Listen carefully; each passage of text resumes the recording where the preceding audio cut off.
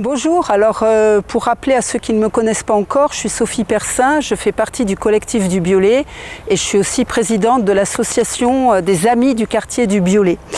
Je viens ici vous reparler de l'état de nos actions pour défendre cette prairie. Alors ce qu'il faut comprendre en fait, c'est que quand on défend cette prairie ou quand on est contre la construction d'un énorme funérarium, en fait, ça semble peut-être une action au niveau local, dérisoire, mais en fait, elle est symbolique de choix de société à faire pour l'avenir. C'est-à-dire qu'au niveau de la biodiversité, les savants nous disent que, par exemple, en France, il y a 30% des oiseaux des champs qui ont disparu en 15 ans. Si on se rappelle les pare-brises dans notre enfance qui étaient toujours pleins d'insectes, ben maintenant, ça ne se produit plus.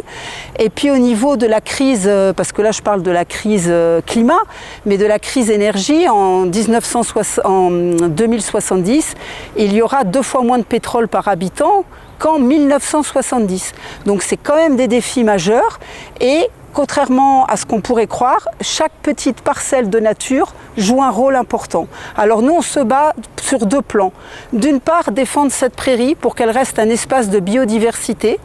On voudrait la valoriser, c'est-à-dire qu'elle devienne un lieu de partage pour les gens de Chamonix. Contrairement à ce que les mauvaises langues disent, on ne s'approprie pas le terrain, on voudrait s'en occuper au service de tous les habitants de Chamonix pour en développer sa biodiversité et aménager des chemins pour que les gens puissent s'y promener, se reposer comme espace vert le plus proche du centre de Chamonix qui est construit partout.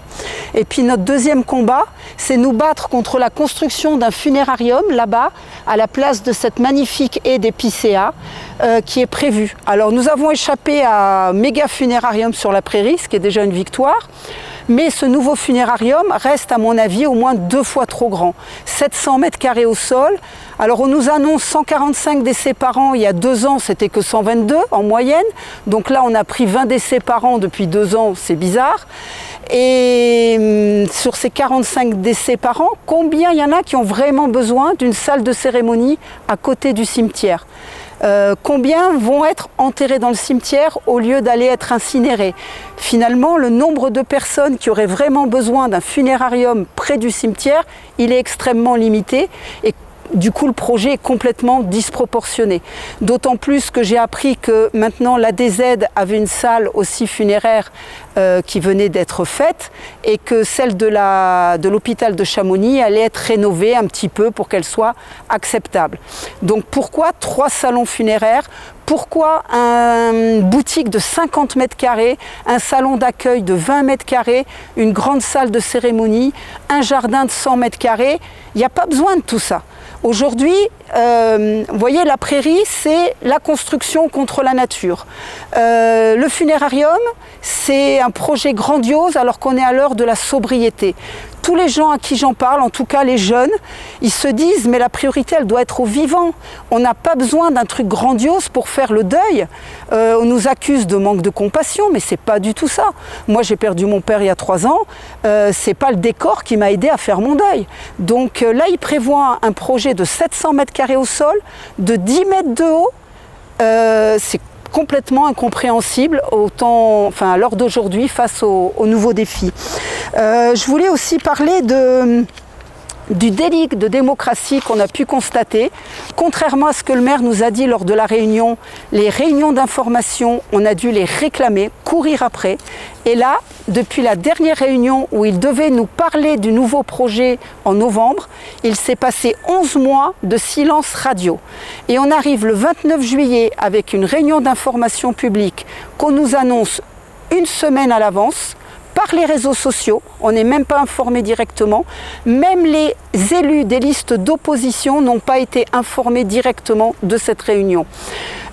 Ici, au coin du parking du Montanvert, on a Guillaume qui travaille, qui a créé l'espace de la Petite Blétière, qui est un espace super sympa, que les locaux apprécient, les gens d'ici autant que les touristes.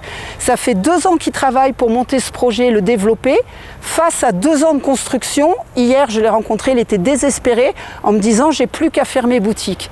Lui non plus n'a reçu aucune information. Ce n'est pas normal de fonctionner comme ça. Et la réunion d'information était le lundi et le mardi, le conseil municipal a voté pour le dépôt du permis de construire. Où est le délai qui permet de réfléchir ensemble et de prendre l'avis de tous?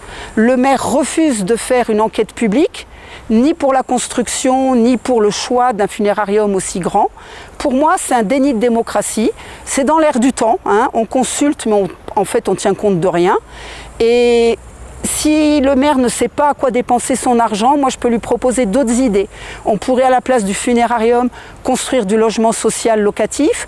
On pourrait augmenter la quantité de trains et développer le vélo-rail dans la vallée. Les exemples sont multiples. Et voilà, ces funérariums grandioses pour notre petite ville qui ne compte plus que 9000 habitants, c'est un peu n'importe quoi à mon avis.